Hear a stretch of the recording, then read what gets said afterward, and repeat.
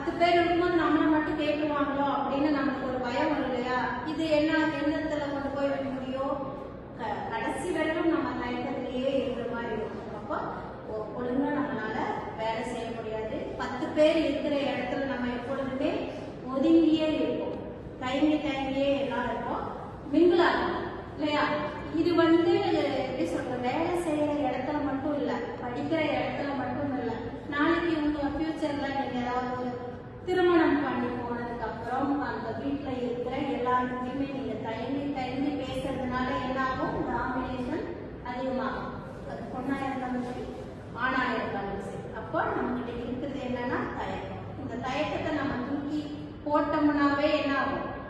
தலைமைத்துவம் தானா வரும். சரியா? சரி, இந்த தலைமைத்துவத்தை பத்தி நான் சொல்றேன் இல்லையா? ஓகே, உங்ககிட்ட இருந்து ஏதாவது புரிதல் இருக்கா? ஏதாவது ஒரு தலைவர்களை பத்தி சொன்னீங்கன்னா நல்லா. முதல்ல கேர்ள்ஸ்ல யாராவது சொன்னீங்கன்னா நீங்க சொல்லுங்க.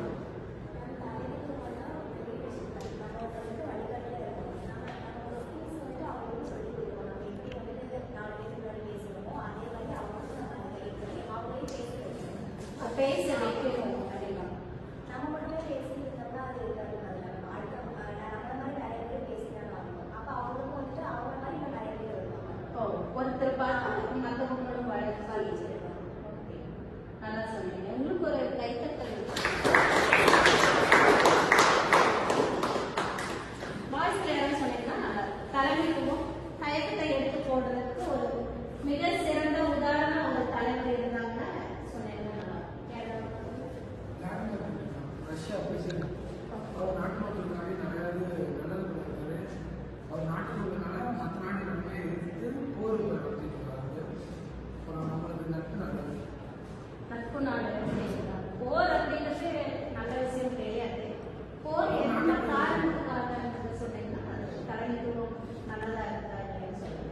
அவர் நாட்டுக்கு அச்சுறுத்தலா இருக்கிறதுனால, நாட்டு ஒரு அமைப்பை அச்சுறுத்தலா இருக்கிறதுனால அதனால போர்.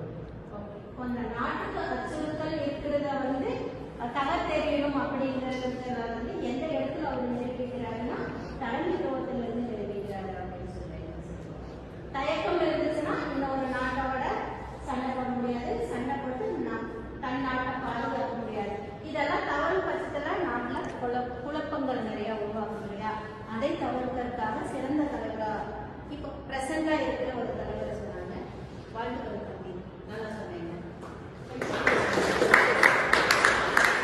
அடுத்தது யார் சொல்றீங்க? இன்னும் உங்களுக்கு பிடிச்ச தலைவர் நீங்க சொல்லுங்க. அவர் நாட்டுக்கு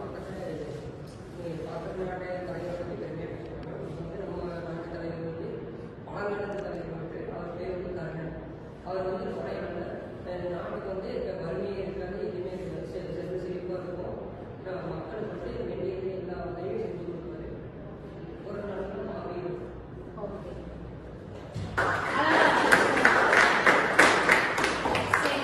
இதுல இருந்து என்ன தெரியுது அப்படின்னா, நீங்க ஒரு 3 பேர் கருத்து சொன்னீங்க. இவங்க அழகா சொன்னாங்க, வழிநடத்தி போகணும். 4 பேரை வழிநடத்தி போறதுக்கு தனக்கு இருக்கிற தயக்கத்தெல்லாம் போக்கிட்டோம்னாவே 4 பேர் தலைவராவாங்க. அதுல இருந்து அவங்க மூலமா நிறைய பேர் தலைவராக நிறைய வாய்ப்பு இருக்கு அப்படின்னு சொன்னாங்க. அப்படின்னா தயக்கத்தை எடுத்து போகணும் அப்படிங்கிறத அது அழகா சொன்னாங்க இல்லையா?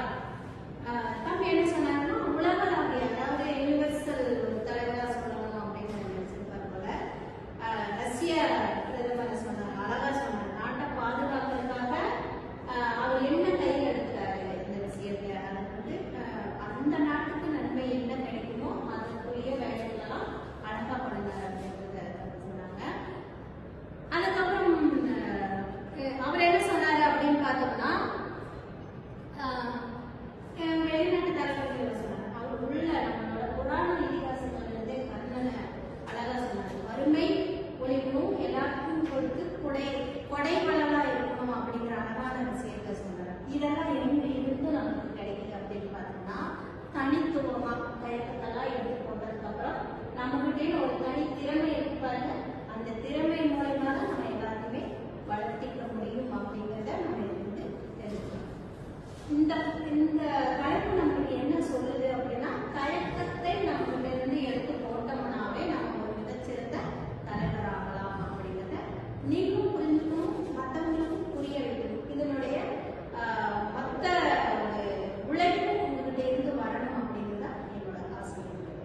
சரிங்களா? வருவீங்களா? தலைவராக வருவீங்களா?